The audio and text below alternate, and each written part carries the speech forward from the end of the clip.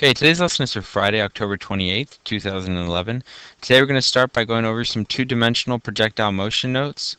We're going to do that on PowerPoint, but again, you can access that on PDF here by clicking on the link at your weekly agenda. We're going to follow that up with some independent practice where you'll get some time to work on these problems in class with me helping you.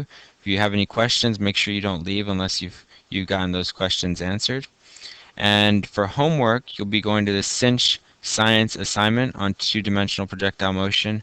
All you're going to have to do is, and it's underlined right here, use the simulation and watch the video that's on the assignment page, and I'll show you what that looks like.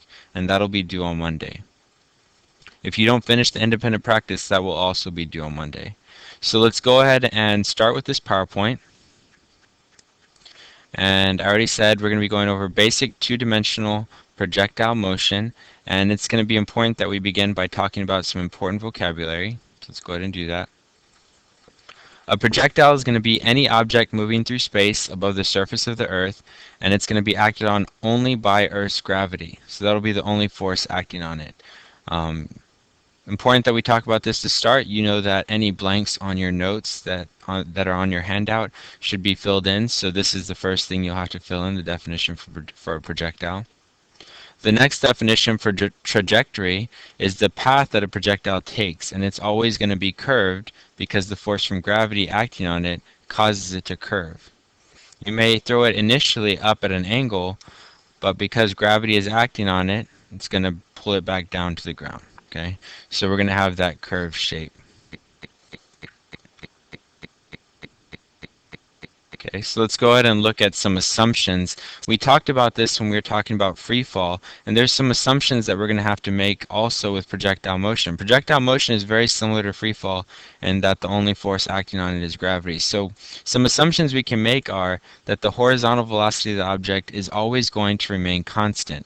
We can make this assumption because even though there's a misconception that when you throw something, the force is still applied after you let go of the ball. But once your hand stops touching that ball, you're no longer putting a force on it. So the only force acting on it is in fact gravity and air resistance, but like I said, we're not going to be discussing air resistance for our class. So in this case, the horizontal velocity won't change because there's no acceleration or horizontal force going left and right. Okay, so we're going to assume that there are no forces acting except the vertical force from gravity.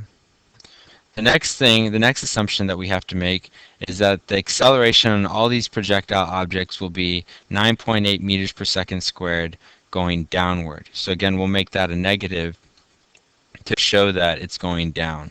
The negative will give the direction, right? Because we're talking about a vector.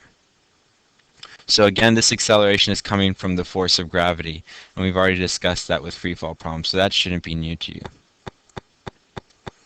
Okay, let's take a look at the equations. Some new notation here. dx is going to be horizontal displacement. Bx is going to be horizontal velocity. And t is going to be time.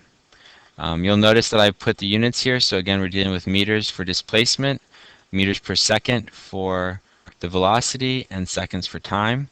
Over here, we've got vertical displacement. So we've got dy, which means the vertical displacement up and down, so how much the object's up and down position has changed. And then you've got little g for the acceleration of gravity. That's 9.8 meters per second squared. We'll be showing a negative, right, because that's going down. For our problems, we'll make that a negative.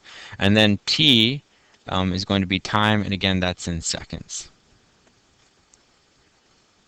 It looks like I forgot to put meters here, but you'll want to go ahead and put that in. Alright, so here are some rules that help you solve these projectile motion problems. The first thing you're going to know is that velocity should be separated into horizontal and vertical components. So you're going to want to solve these problems separately. You're going to want to solve for the vertical stuff and the horizontal stuff separately of each other. And you'll kind of see how that works out here in just a minute. Sometimes it really helps to draw a diagram. So if you're getting confused with what all these numbers go to, you know, the horizontal displacement or the vertical displacement, vertical velocity, all these different things you're having to keep track of now that it's in 2 dimensions and not just one. Something that I found that works really well is to actually draw a picture of the situation, what's happening, and then label all the stuff so you can keep track of what's going up and down and what's going left and right. The other rule on here is that all of the same equations for linear kinematic motion work. You just apply them to either the horizontal or vertical parts of the problem. So all those equations that we talked about with linear kinematic equations, I think it's about 2 weeks ago that we went over that. You can refer back to those equations if you need to as you do this assignment. The other thing that you want to know is that time is the only quantity that's the same for the both horizontal and vertical motion. So if you're able to solve for time using a vertical equation, you can take that same time and use it in the horizontal equation. Nothing else can be transferred back and forth. The velocities don't go back and forth, the displacements can't be used interchangeably. If you solve for time with the vertical equations, you can use that same time to solve for the horizontal equations. And you'll see how that can kind of help us in some of these example problems. Okay, so let's go ahead and take a look at an example problem. It says a ninja karate kicks off the side of a mountain with the horizontal ninja velocity of 25 meters per second. Okay, so this, they've already told us, is our horizontal velocity. The ninja's foot reaches the chin of Chuck Norris 40 meters below at the surface of the ground. So we'll go ahead and identify that 40 meters. They want to know how long does it take the ninja to reach Chuck Norris's chin. So they're looking for a time it took before this ninja reached Chuck Norris. So let's go ahead and do the given information here. We're going to start by identifying that initially the up and down motion of this ninja, if we were to draw a little picture here, you'd have your ninja kicking off the side, and he's kicking off the side of a mountain. So this ninja kicks off the side of a mountain to hit Chuck Norris at the bottom. Now, his initial up and down velocity, his velocity in the up and down direction would be Vy. Initial is going to be equal to 0 meters per second. Because initially, he's not moving up and down with any velocity. He's only moving horizontally. Okay, so that's important. Now, his horizontal velocity is going to be equal to the 25 meters per second. His vertical displacement, which is his up and down height, would be the 40 meters because this is 40 meters right here. So that would be his dy. So dy is equal to 40 meters. And then the little g, it doesn't have it in here, but his acceleration from gravity is going to be the negative 9.8 meters per second squared. One thing I didn't put on here is this is a negative 40, right? Because his displacement is down. We've already said that down would be negative. If he had jumped up, well, then he might have a positive displacement here and then a negative one here. So you need to make sure you pay attention to that. Because he's going down, it's going to be a negative 40 meters. That'll make a difference in our calculations there. Okay, and then the unknown, we'll go ahead and go to the unknown step here, is going to be the time it took. So t. Okay, looking at the givens that we have and what we're trying to find, the best equation to use here would be dy equals 1/2 gt squared. Because we have the vertical displacement and we have the little g, negative 9.8, and we can solve for time, which is what we're looking for. So let's go ahead and substitute our numbers in. We're going to have negative 40 meters for the vertical displacement is equal to 1/2 times negative 9.8 meters per second squared times the time squared. So we'll simplify here. We can multiply the negative 9.8 with the 1.5 or the 1/2, and you would get negative 40 meters is equal to negative 4.9 times t squared. And then from here, to get rid of the 4.9 on this side, we can isolate that variable for time. We'll divide both sides by negative 4.9.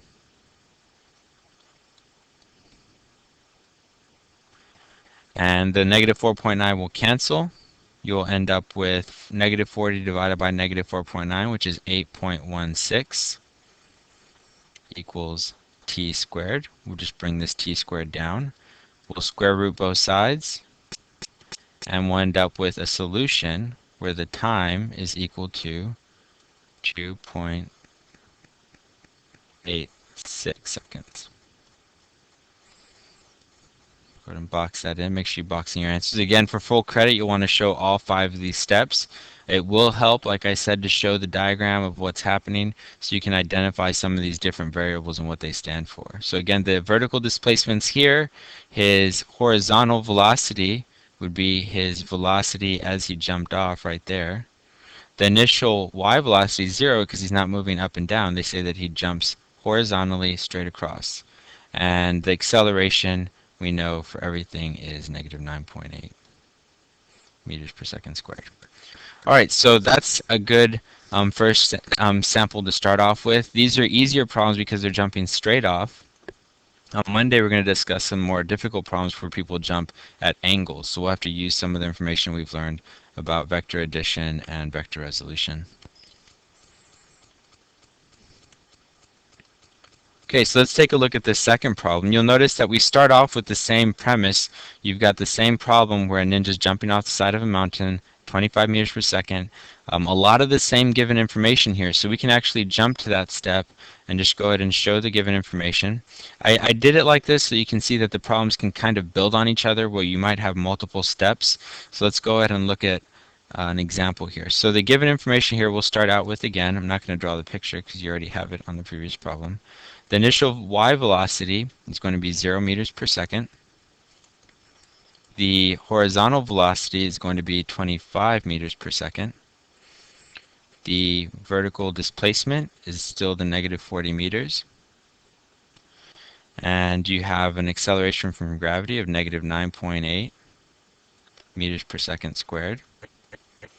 You've got the time now from the previous problem we've calculated for time, so that's 2.86 seconds. And here they're trying to find how far from the base of the cliff must Chuck Norris's chin have been.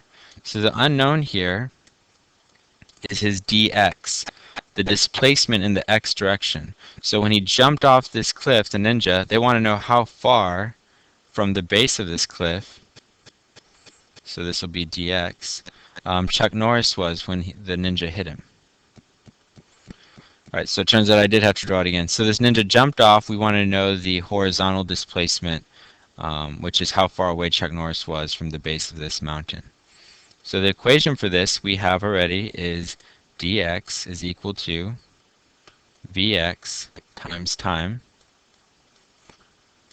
The substitution step for this, really easy, is just going to be dx is equal to 25 meters per second times the 2.86 seconds. Simplification here, you just multiply the two together and you'll get a solution where the horizontal displacement for how far away Chuck Norris is 71.5 meters. Okay, so again, these problems might build on each other. They might actually ask you initially to calculate how far from the base of the cliff must Chuck Norris' chin have been. And in that case, you'd have to actually solve for time first, like we did in the previous problem, and then do this equation to find the displacement over here. So sometimes you could see that as a two-part thing. Okay, let's look at another example. In this one, we're building off, like I said, the same thing, so you can see how it would go even further than this. So we can start out with all the new given information that we have. So we have the initial y velocity.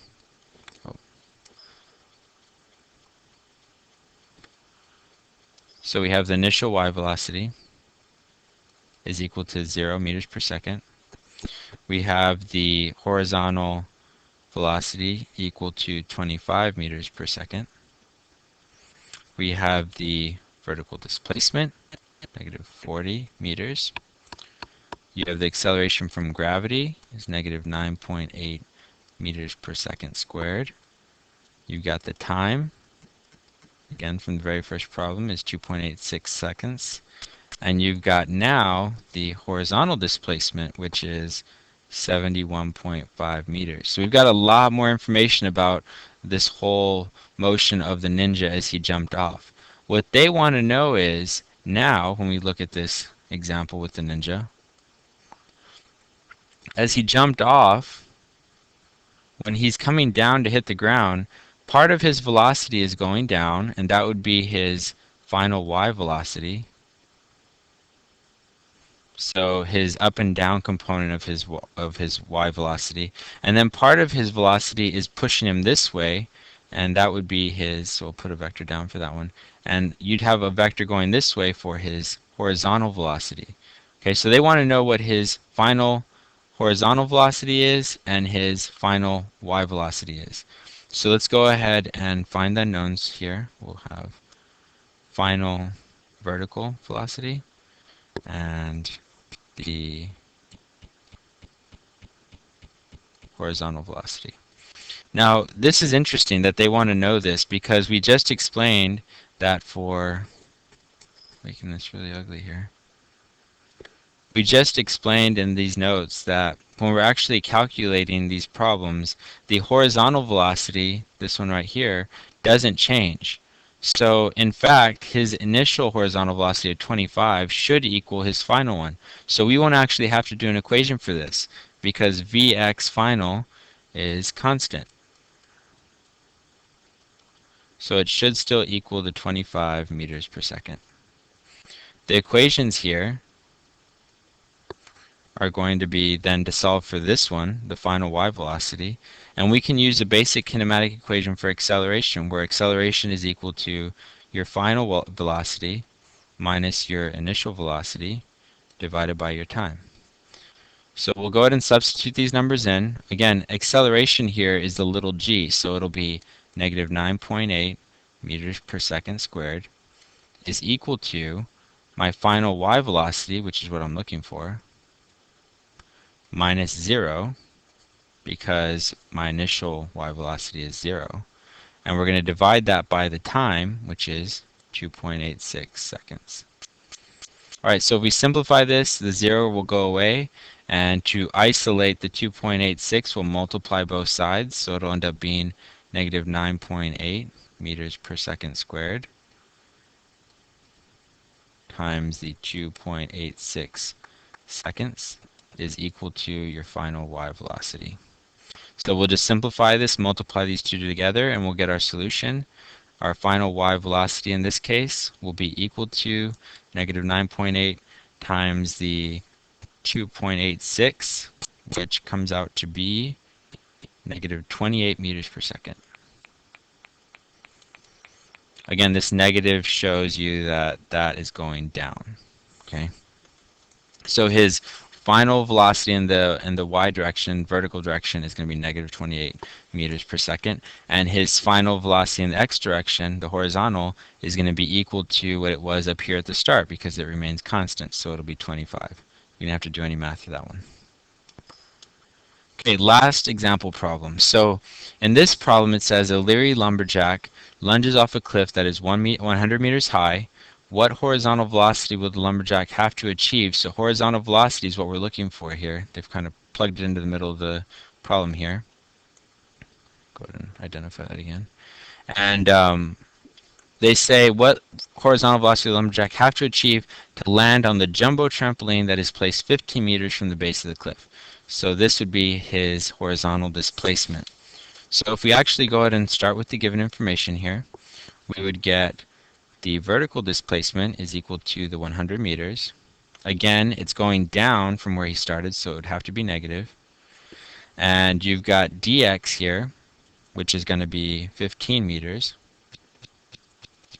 And you've got the acceleration from gravity, negative 9.8 meters per second squared. And you've got your initial vertical velocity is equal to 0 meters per second, because it says that he's going off horizontally. So if we take a look at this, again, you've got a cliff example. You've got a lumberjack. I'll draw an axe for him, but I think that'll be pretty... Oh, we can do it. Let's go and draw an axe. All right, so he's got his little lumberjack axe, and he jumps off of this cliff. We know that his up and down displacement here, dy, is equal to 100 meters. And we want to know what velocity he has to jump off with, Vx, to get to his trampoline, which is 15 meters away. Made that a negative right there. All right, so the unknown here is going to be his horizontal velocity. The equation for horizontal velocity that we could use is dx equals vx times t. And if we look up here, we've got the dx, the horizontal displacement is 15. We have the time. Oh, we don't have the time, and we don't have the Vx, sorry. So if we're trying to find Vx, and we have this one, we need to get the t. So we need to get what this t is before we can actually get our answer for horizontal velocity. So to calculate the time, we're going to use the other equation that we have. The vertical displacement is equal to 1/2 gt squared. So we have all the information here to calculate time, and then we'll get that time and we'll bring it over here to solve for the Vx. So it's a two-part problem. So we'll start with this. We're going to have dy, which is negative 100 meters, the substitution step is negative 100 meters equals 1/2 times negative 9.8 meters per second squared. And we're going to multiply that by time squared, and we're going to solve for time. So simplify here, negative 9.8 times 1/2 is going to give you negative 4.9 times t squared, and we'll make that equal to the negative 100 meters. You can divide both sides by negative 4.9 to get rid of it on this side.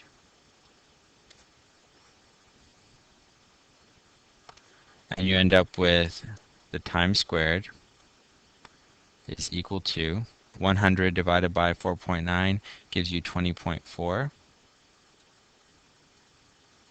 At this point, to get rid of this square, we'll just square root both sides.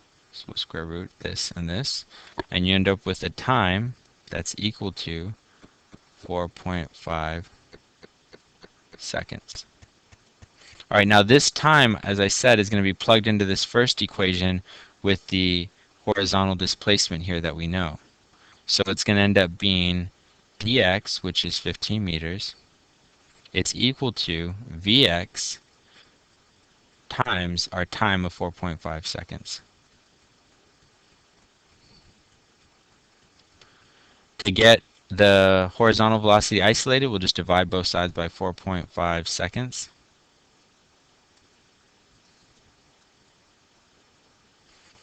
Cancel it on this side because 4.5 divided by 4.5 is 1, and you get a horizontal velocity of 3.3 meters per second. So if this lumberjack wants to make it to the trampoline, he'll have to hurry up and go a horizontal velocity off the cliff of 3.3 meters per second. Okay, now at this point, that concludes the notes. I want you to make sure that you can complete the independent practice. If you click on this, it'll look like this worksheet right here. There's only 2 problems, but the first one does have a couple parts, so make sure you show all the given and unknown steps, equation, substitution, solution. And then the other thing you'll be responsible for, as I said, is a Cinch Science assignment on 2D projectile motion. You'll be watching the simulation in the video and then writing a summary about them. So if you click on this and you log in for today or anytime this weekend, you'll see that your activity is right here, the video and the simulation. You'll click on this, watch the video. You'll click on this, do the simulation and play with it. And then you'll write a summary about each of them that you'll turn into me on Monday. You know, a paragraph for each is sufficient, but one sentence type things aren't going to cut it. You need to have an actual summary of what you saw in the video and what you actually did in the simulation. All right, and that concludes the lesson for today. If you have any questions, please make sure you address those before you leave today.